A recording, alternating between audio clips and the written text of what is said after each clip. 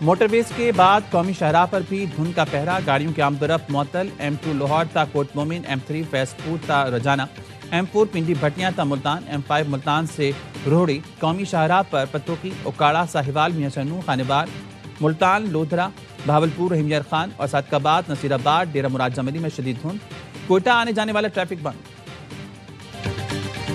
University of Lahore میں خودکشی کی کوشش کرنے والی طالبہ ہوش میں آ گئی، زیر علاج فاطمہ کو وینٹیلیٹر سے ہٹا دیا گیا۔ اہل خانہ سے بات بھی کی، پولیس نے لڑکی سے تعلق کے الزام میں نارنگ منڈی سے احمد بلال نامی لڑکے کو حراست میں لے لیا۔ پولیس نے دعویٰ کیا فاطمہ نے آخری کال بلال کو کی، آدھا گھنٹہ بات کرنے کے بعد موبائل کی میموری ڈیلیٹ کر دی اور دوسری منزل سے کود گئی۔ فاطمہ احمد سے شادی کرنا چاہتی تھی، گھر والے تیار نہیں تھے۔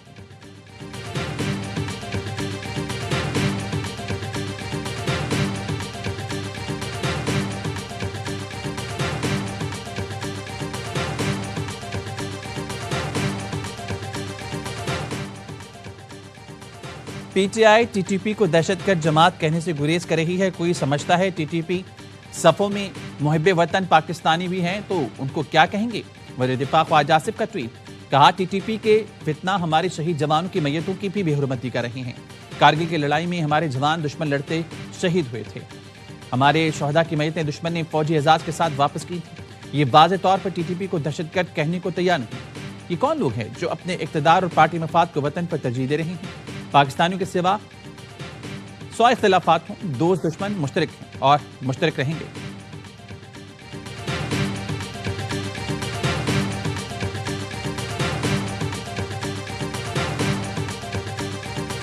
میں چاہ رہا ہوں آپ صاف مجھے کہیں ٹی ٹی پی ایک دہشت گرد جماعت ہے۔ ٹی ٹی پی میں جو لوگ ریاست کے خلاف ہیں وہ دہشت گرد ہیں۔ جو بھی پاکستان کی ریاست یا پاکستان کی زمین جو دہشت گردی کے لیے استعمال کرتا ہے، پاکستان کے فورسز پہ حملے کرتا ہے، پاکستان کی سیویلینز پہ حملے کرتا ہے، وہ چاہے ٹی ٹی پی ہو، ٹی ٹی پی کے اندر ہو، ٹی ٹی پی کے باہر ہو، وہ سارے دہشت گرد کہلاتے ہیں۔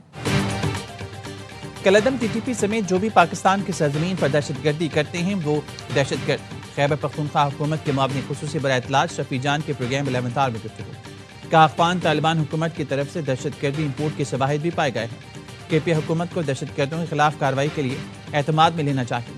شفیع جان نے ایک دن پہلے کالعدم تحریک طالبان پاکستان کو دہشت گرد تنظیم کہنے سے انکار کیا تھا۔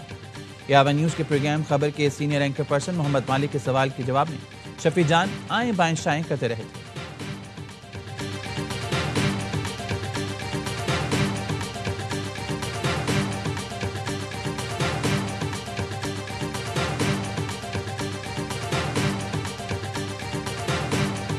ہماری انفارمیشن یہ ہے کہ وہ بات کرنے کو تیار نہیں ہے۔ وہ یہ سمجھتے ہیں کہ اگر انہوں نے اس طرح سے بات شروع کی تو شاید پولیٹیکلی جو ہے وہ ان کے لیے اگر جو ہے وہ بڑی ڈیمیج۔ انہوں نے مطالبہ بھی نیشنل ڈائیلاگ کمیٹی میں جو صاحبان ہیں یہ ہمیں ملے ہیں، میں اور اسپیکر ایاز صادق صاحب، ہماری ان کے ساتھ بات ہوئی ہے، ان کے خیالات سے ہمیں بالکل اتفاق ہے۔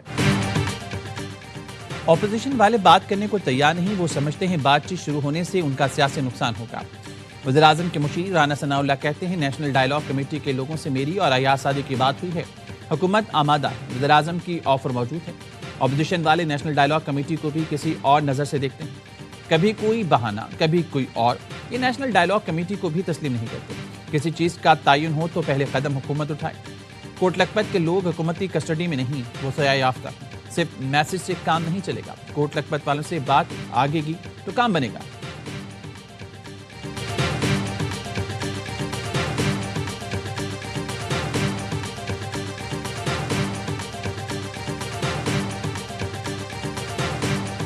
حکومت اور اپوزیشن اپنے نمائندوں پر مشتمل کمیٹیاں تشکیل دیں جن کے درمیان مذاکراتی عمل کا آغاز کیا جائے۔ صدر مملکت آصف زرداری، محمد نواز شریف اور شہباز شریف حکومت کی کمیٹی کانسٹیٹیوٹ کریں، افواج پاکستان کو اپنی سیاست کے لیے استعمال کریں، نہ ہی منفی پروپیگنڈے کا حصہ بنایا جائے۔ صدر زرداری وزیر اعظم اور نواز شریف مذاکرات کریں، فوج کے خلاف پروپیگنڈا ہو نہ سیاست کے لیے استعمال کی جائے۔ مذاکراتی کمیٹی سیاسی قیدیوں کے ساتھ مل کر ڈائیلاگ کمیٹی کو بڑھائے۔ فواد چودھری نے قومی مذاکراتی کمیٹی کانفرنس کا اعلامیہ پڑھ کر سنایا، کہا تمام اسیروں خاص طور پر خواتین کو رہا کیا جائے، آئین اور قانون کے دائرے میں سیاسی سرگرمیوں کی اجازت دی جائے، سینٹ اور قومی اسمبلی میں فوری طور پر اپوزیشن لیڈر کی تعیناتی کی جائے۔ محمد علی دورانی بولے حکومت اور جیلوں میں قید سیاستدان آپس میں بیٹھیں۔ بیرسٹر سیف کا کہنا تھا فریقین کو اعتماد دینا ہوگا، بانی رہائی کے بعد تلوار اٹھا کر مخالفین کو نہیں ماریں گے۔ کانفرنس میں پی ٹی آئی، تحریک تحفظ آئین اور نون لیگ شریک نہیں ہیں۔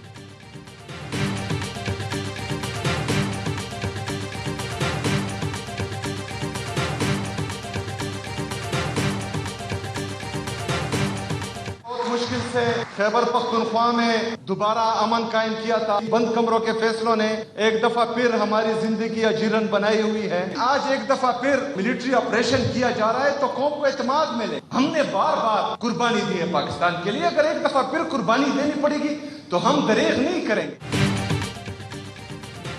آپریشن سے پہلے ہی قوم کو اعتماد میں لینا ہوگا۔ کچھ لوگ چاہتے ہیں ہمارے بچوں کے ہاتھوں میں قلم کی جگہ بندوق ہو۔ وزیر اعلیٰ خیبر پختونخوا کا پشاور میں تقریب سے خطاب۔ سہیل آفریدی نے کہا ملک کی خاطر قربانیاں دے رہی ہیں، لیکن یہاں نیتوں میں کھوٹ ہے۔ جب ہم کہہ رہے تھے کہ دہشت گردی آ رہی ہے تو ہمارا مذاق اڑایا جاتا تھا۔ بند کمروں کے فیصلوں نے زندگی پھر اجیرن کر دی۔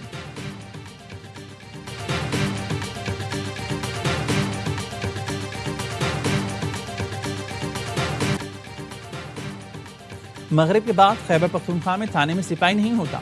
خیبر پختونخوا حکومت نے امن و امان پر ایک اجلاس نہیں کیا۔ سندھ کے سینئر وزیر شرجیل میمن کہتے ہیں D G I S P R نے خیبر پختونخوا حکومت کا کچا چھٹا کھول دیا۔ پی ٹی آئی دہشت گردوں کی حمایت کرتی آئی ہے۔ سہیل آفریدی کو سندھ میں ویلکم کہیں گے لیکن انتشار نہ پھیلائیں۔ سہیل آفریدی آ رہے ہیں تو لفظوں کا بہتر چناؤ کریں۔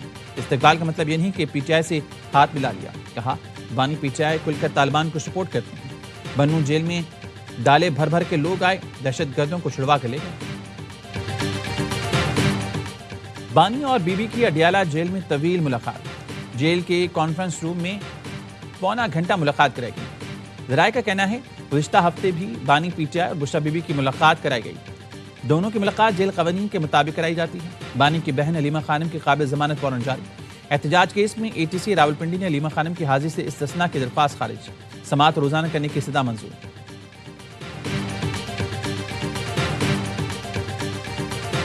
توشہ خانہ کا جب یہ کیس چل رہا تھا، ایک سونے کا لوٹا جو تھا بشرا بی بی کے نام پہ جاری ہوا تھا، ریسیو کیا تھا شہباز گل نے۔ بعد میں جب شہباز گل نے خان کے 2 موبائل فون چوری کیے اور فیض حمید کو پہنچائے، اس کے خلاف انکوائری شروع ہوئی۔ انکوائری میں پھر پتہ چلا کہ وہ لوٹا بھی اس نے چوری کیا۔ شہباز گل کو سونے کا لوٹا چرانے پر نکالا گیا، شیر افضل مروت کا دعویٰ۔ سابق پی ٹی آئی رہنما نے کہا توشہ خانہ کیس میں یہ باتیں آتی تھیں کہ کس نے کیا کیا تو فل فہرست میں لکھا تھا سونے کا لوٹا بشرا بی بی کے نام پر جاری ہوا اور شہباز گل نے وصول کیا تھا۔ شہباز گل نے بانی کے 2 موبائل چوری کر کے فیض حمید کو پہنچائے۔ شہباز گل نے سونے کا لوٹا واپس کرنے کے بجائے ایک تاجر کو بیچ دیا۔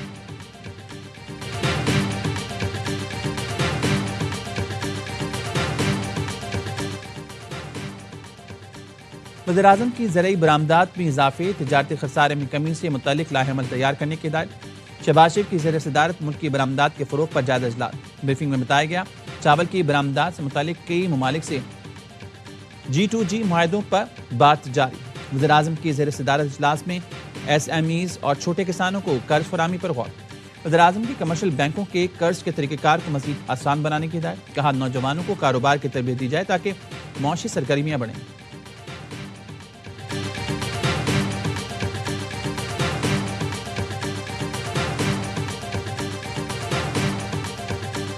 چاروں طرف سے خطرات میں گھرا ہوا ہے۔ ایک طرف ہندوستان ہے جس نے گزشتہ سال بھی حملہ کیا، اللہ کا شکر ہے اس نے منہ کی کھائی۔ افغانستان کی حکومت کی بھی ذمہ داری ہے کہ ان کی سرزمین دہشت گردی کے لیے استعمال نہ ہو۔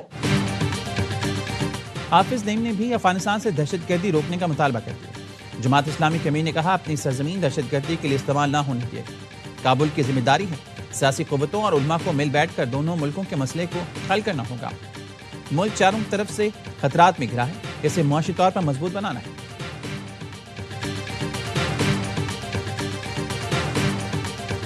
آپ کی فیلڈ مارشل سے کبھی ملاقات ہوئی؟ ان کو کبھی آپ نے ایسی کوئی تجویز دی یا کوئی پیشکش کی ہے کہ آپ سرمایہ کاری کرنا چاہتے ہیں پاکستان میں؟ موقع ملا مجھے ان سے اگست میں ٹیمپا بے میں ان سے ملاقات ہوئی۔ پلانز جو ہیں، جو آئیڈیز بینگ اوورسیز پاکستانی کہ ہم اپنے ملک میں کہاں کہاں پہ انویسٹمنٹ کر سکتے ہیں۔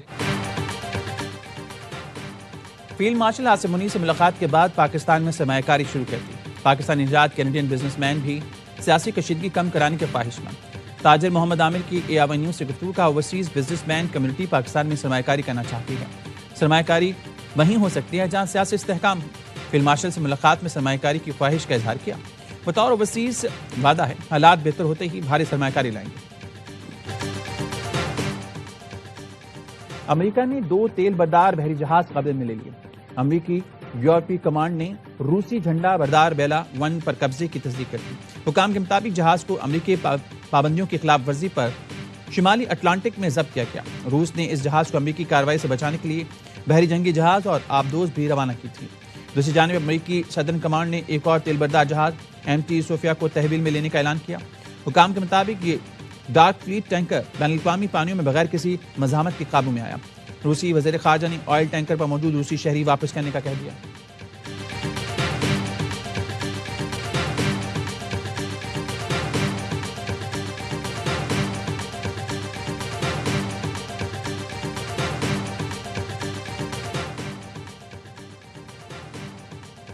روس اور چین صرف مضبوط امریکہ سے خوفزدہ ہیں. امریکی صدر ڈونلڈ ٹرمپ کہتے ہیں امریکہ کے بغیر روس اور چین کو نیٹو کا کوئی خوف نہیں.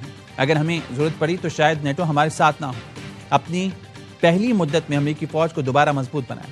میری مداخلت نہ ہوتی تو روس پورا یوکرین قبضے میں لے چکا ہوتا. میں نے اکیلے 8 جنگیں ختم کی. نیٹو رکن ناروے نے نوبل انعام نہ دے کر غلطی کی.